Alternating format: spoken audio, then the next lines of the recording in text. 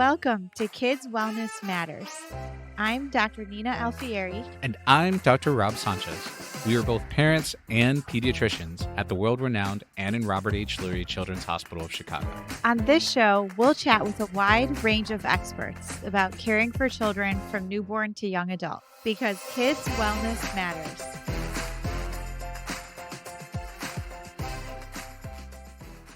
Hey, Rob. What? Oh, sorry. I was just looking at my screen. Were you saying something? Classic. Screens are everywhere, Nina. I'm human. I was scrolling.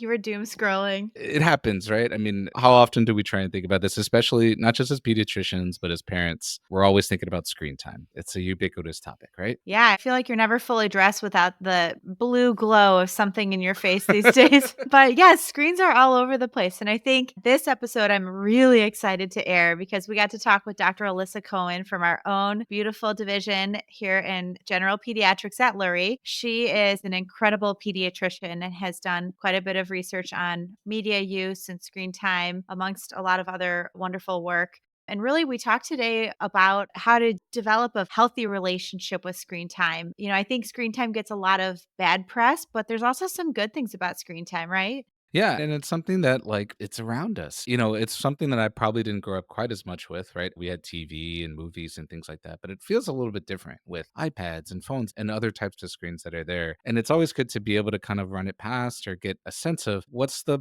best way to go about doing it. We've probably all been in situations where you try a bunch of different stuff with your child, and sometimes, a screen is just the easiest one, just in simple situations. I don't know. Can you relate to that? Yeah, for sure. I'm laughing thinking about how many times we've been in a restaurant or an airplane where we put the Post-its up and she plays with stickers, Post-its, then crayons. Then we do the snacks, and then, we play with something else, and then we put the pom-poms in the cups, and finally my husband and I look at each other. We're like, it is time for the iPad, and we go for it. But they can be useful in certain situations. It helps us as parents sit down and think intentionally about having a plan for how and when we use them so that you use them kind of in the right situations, and then you fill that time that could be used with other things like books. I mean, travel is a big one. Airplanes, absolutely. So hard. But also just other things that you can do together, right? Family movie night or watching a show together for certain times, that can be really great. I know, I love watching Magic School Bus with my kiddo. That's a big fun one. Is that a big thing in your household? I have to admit, as a parent and a pediatrician, I'm a huge fan of Daniel Tiger and Sesame Street for all kinds of learning, but especially the social emotional learning, like the songs about teeth brushing, potty time, going to school and how grown-ups come back. So I think media can be really helpful actually in teaching kids a lot of things. And in our family, every Friday night, we do family movie night where we'll sit down together and have snacks. And it's a really special time after we've all finished a busy week to just get together and just enjoy the time together. So it's fun. And your conversation with Dr. Cohen sounds like it's going to be fantastic. I really look forward to listening in and learning, how to go about using screens with my little ones. Today we have Dr. Cohen, who I'm very lucky to get to work with and have known for many years. Dr. Alyssa Cohen is an attending physician here at Lurie Children's Hospital and a health services research at the Stanley Manny Children's Research Institute at Lurie Children's. Dr. Cohen's research aims to address adversity and promote positive experience in the lives of youth. She's particularly interested in the role of social and digital media in adolescent mental health, and we are thrilled to welcome you to the show.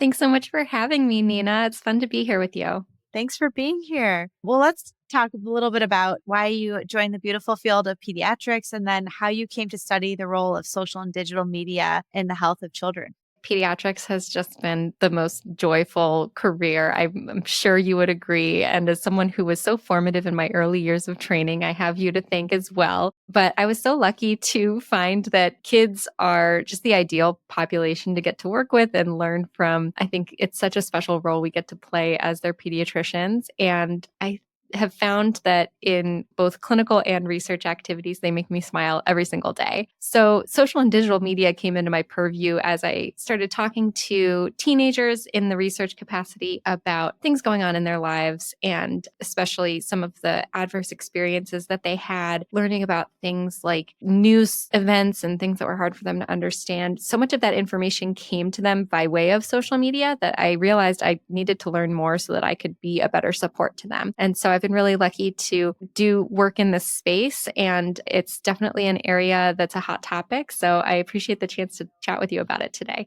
Yes, absolutely. And as a parent myself, I am always interested in learning how to have a healthier relationship with screens because they're everywhere. So I'm thrilled to talk about this with you today and learn from your expertise. So to kick us off, not all screen time is equal. So I've heard that recent studies have shown there's 4 major categories of screen time. Can you walk us through the different types of screen time and tell us a little bit about your interpretation or the utility of each of them? So I completely agree. Not all screen time is equal. And I think big picture, we are moving away from the concept of screen time as, just a number or an amount of minutes or hours that we're spending looking at a screen, because it is so much a facet of our daily lives. But the way that we interact with screens can look really different. So some screen time is passive, meaning you might be mindlessly scrolling, watching a show. You're the consumer of the media and you're not really giving anything back to the screen. Then there's more interactive opportunities to interact with the screen. So playing games, doing problem solving, kids might find that there's something that involves their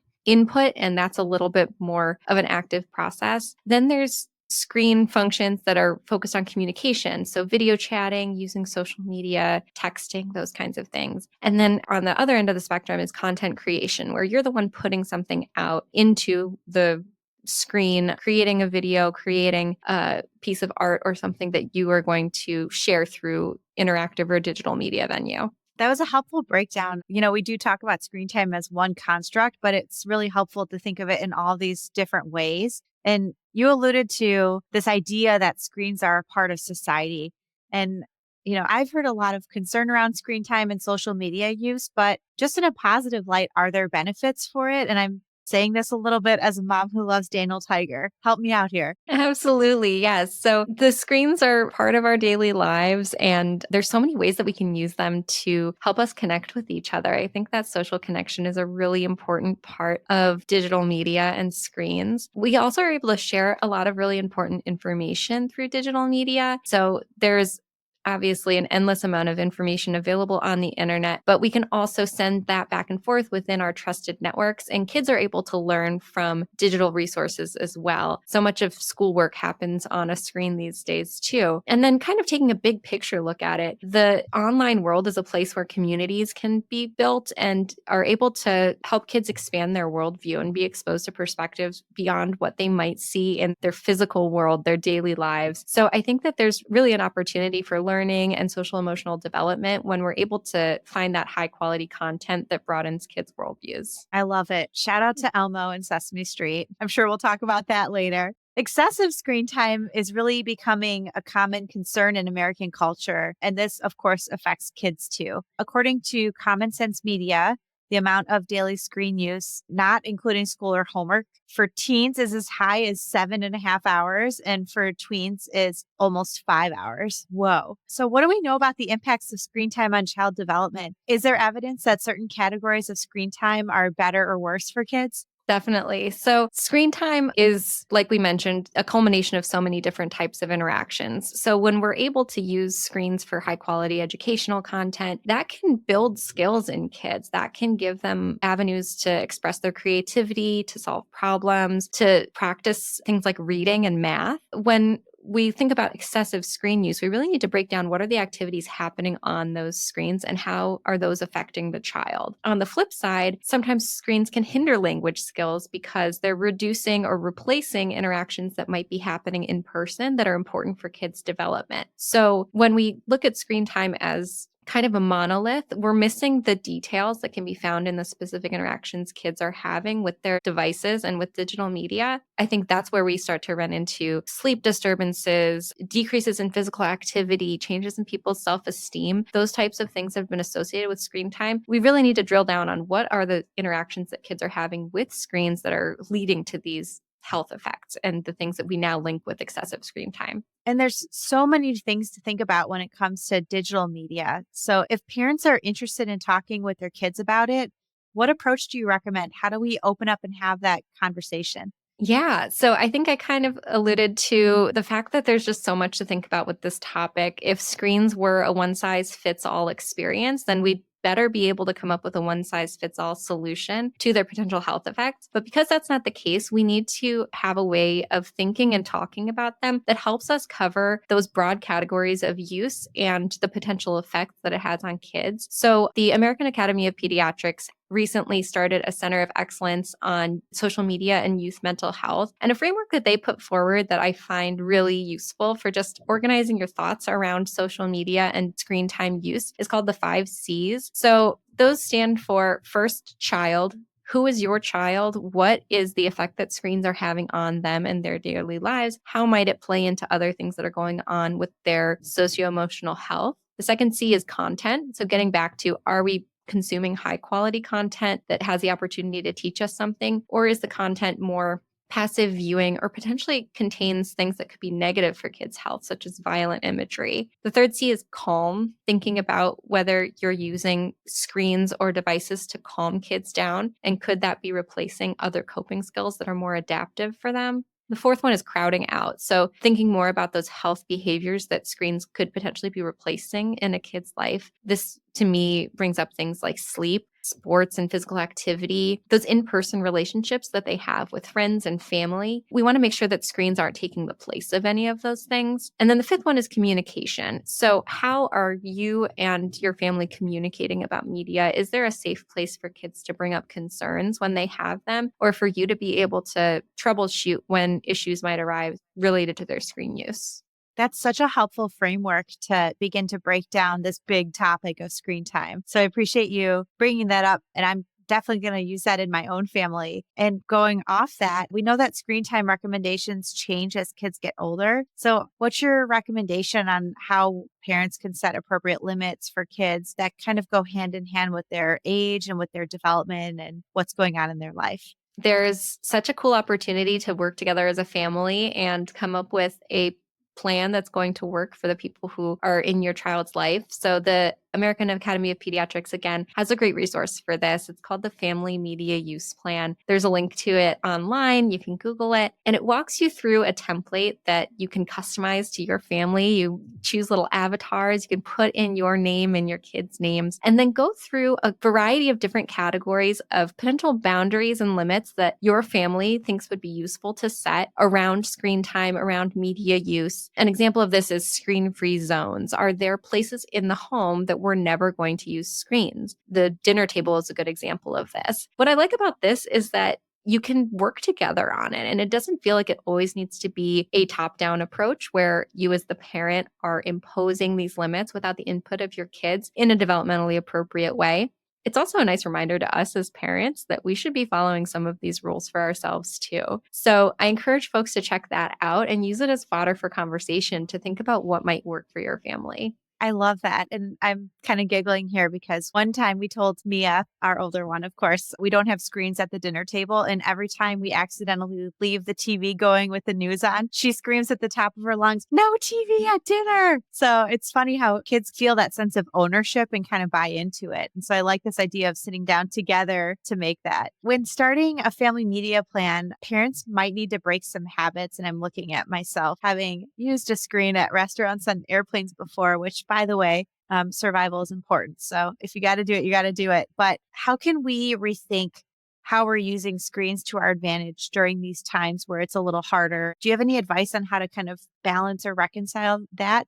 Absolutely. So screens are not a bad word in my book. There is definitely moments where they're very necessary, but I think that the issue arises when we're using screens to calm kids down consistently to the point where they don't develop other coping skills that don't involve having a screen.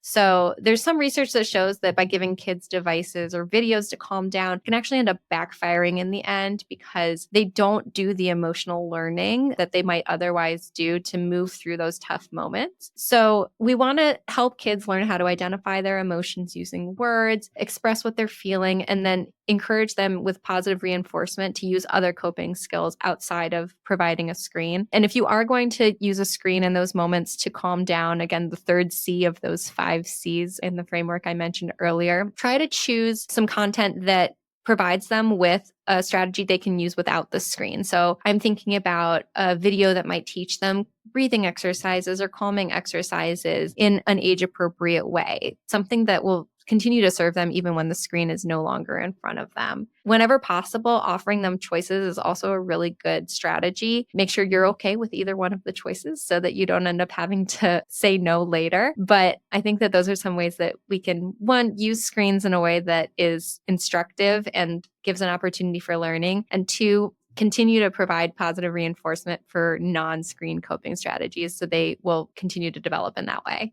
Love that. That's great advice. So I'm thinking about our family and how we use screens. And like you said, they're kind of everywhere. And at the end of a long day, I think it's really easy to open Instagram and start scrolling. So when you're talking about the family media plan, something that you made me think about was my own use of media at home. Can you talk a little bit about parent screen time and how that impacts the parent-child interaction, and any advice for parents? Because we're also navigating this highly intensive media world. Definitely. Yeah, it is so hard to practice what we preach, right? I think it's become so automatic in many ways that sometimes it takes a little person's voice in your head saying, wait a second, we talked about not having screens, to remind you that's something. My own daughter is only 8 months old, and she is so interested in the brightness of my phone screen that I've had to start leaving it outside of the room because I didn't realize how often I was turning it on, and she just immediately goes for it. So I think just using that family media plan as an opportunity to reflect on your own use, because you're going to be the example that your kids want to follow. If they see that you're struggling to separate from your own screen, that's an opportunity to have a conversation as a family, be open in an age appropriate way about how it makes you feel and how it might make them feel. You don't need to necessarily go into the ins and outs of the properties of social media with a toddler, but certainly talking about how habits can be hard to break. And we want to make sure that we're continuing to live in the present moment so that we can enjoy spending time together as a family. Love that. As kids get older, there's different risks to consider with screens, such as social media use and thinking about all the content and people and things that they're exposed to on some of these sites and apps. Around up to 95% of teens report using a social media platform. And in 2023, the Surgeon General actually issued an advisory about the effects of social media on youth mental health. So I think this is something that is in everybody's mind, whether you're a pediatrician or a parent or a teacher. What can we take into consideration around social media for older kids? Yeah, so I think social media has been such a hot topic lately. And the way that it's covered in the news and the headlines that you see sometimes don't paint the whole picture. Because I think that, like we mentioned earlier, social media is also not a monolith. It is something that affects people differently. And we certainly know and want to be aware of the potential risks that it could have, especially to adolescents who are going through such a period of growth and identity formation that they could be particularly vulnerable to some of the things that they see on social media. But also, let's be open to the idea that it could be a really positive thing in their lives. So I think as pediatricians and as parents, we have the opportunity to help them make decisions that are going to support them and support their health, and just use social media in a really safe and positive way. Is there a certain age where kids can start consuming social media? How do you advise parents approach that from an age perspective? I think it's a child dependent thing, and taking the kids' development, maturity, what they're being exposed to into account is always the first step. The minimum legal age to have an account on many social media apps is 13 years old. And that's something that is set by Congress. But not every 13-year-old is ready to be in social media, especially with some of the content that they might be exposed to. I think the best thing that parents can do is really have an open conversation and continue to reassess how ready their teenager might be for using social media, what things they're hearing about it. And once they do start using some of these apps, having a plan to check in about how things are going, what things they're being exposed to, and what questions or concerns they might have. So this is another place where that 5Cs framework, I think, is a really good place to start. You don't need to go through it like a checklist, but kind of think through those topics in deciding when is the right time to open your own account and how can we continue to troubleshoot as things move along. That's really great, tangible advice that we can use in everyday life with our teenagers. And I want to talk a little bit about parents now. So parents' thoughts and feelings toward social media monitoring really vary greatly. And you published a study in 2023 that looks specifically at factors influencing parent perspectives on monitoring their children's social media use. Can you tell us a little bit about this study and what it revealed? Sure. Yeah, this was fun work thinking a little bit about how parents conceptualize social media monitoring for their teens and tweens. So, the parents that we surveyed, we found that majority of them did agree with frequent monitoring of their kids' social media activities, and we were looking specifically at parents of children who were 11 and older. But we did find that there were some interesting differences among parents who did and didn't agree with monitoring. Interestingly, the younger parents, so those who were 35 years and younger, were more likely to support frequent monitoring than those who were older than 35. To me, this just speaks to their own familiarity with social media platforms and what they might have experienced in their own accounts. My big takeaway from this study was that parents are interested in being a source of support for teens who are navigating this big world of social media, but their own experiences might influence how and when they ask questions about social media platforms. So, if we can equip parents with the information they need to ask the right questions and have open conversations with their teens, then we're setting them up for success. Awesome. And I think this is really great to think about early because when you're in the moment, formulating that conversation can be hard. So I really appreciate that you're taking the time to talk about it today so I can think about having that conversation too. I want to talk a little bit about cell phones now. And I'm thinking about a few weeks ago, I was in New York and I was on the train and literally every single person had their phone out. And I was like, wow, we live in such a digital world and having a cell phone is like your gateway in so many ways. And I'm thinking about how helpful it is for me to navigate from here to there, look up a recipe. But for teenagers, many teens are using a cell phone to access social media and other online content. And I'm hearing a lot of mixed advice, wait as long as possible before giving your child a phone. Give it to them at this age so they can call you for a ride. What are some signs of phone readiness and how are parents to approach this? It's such a hard question. Yeah, no, I think that's a great question and something that comes up so often. There is a resource again through the AAP. I keep shouting them out, but it's because there's some really good content that they have put out into the world, a phone ready quiz where you can consider things that are individual to your child. So there's not going to be a magic number that works for every single family, but thinking about your teen, are they responsible about things like homework? Have they demonstrated that they can kind of take care of a device like a cell phone? How well do they follow other tech rules around other devices like tablets, televisions, computers that are in the home? How conscientious have they shown that they can be? Are they able to say sorry if they hurt a friend's feelings? Are you as a parent ready to support them in this use? And have you, like you said, thought a couple steps ahead to how we're going to choose the apps that we're using on that phone, set boundaries like screen-free zones in the home? I think all of those things should come into play. And the sooner that you start having those conversations, the better. So, Alyssa, I want to talk a little bit about the safety aspects of social media because I know that's something that, unfortunately, as parents, we do have to think about. What are some ways you recommend talking about safety with kids surrounding social media? Yeah, really in this arena, I think knowledge is power. So the more that parents know about the social media platforms and the specific kind of utilities of those platforms that their kids are using, the better they can anticipate what kinds of unsafe content or interactions their kids might be exposed to. So there's some things that can happen across a variety of different types of platforms. I'm thinking about things that are really focused on content sharing like Instagram or TikTok, but also some of those platforms that are more related to video games, such as Twitch or Discord.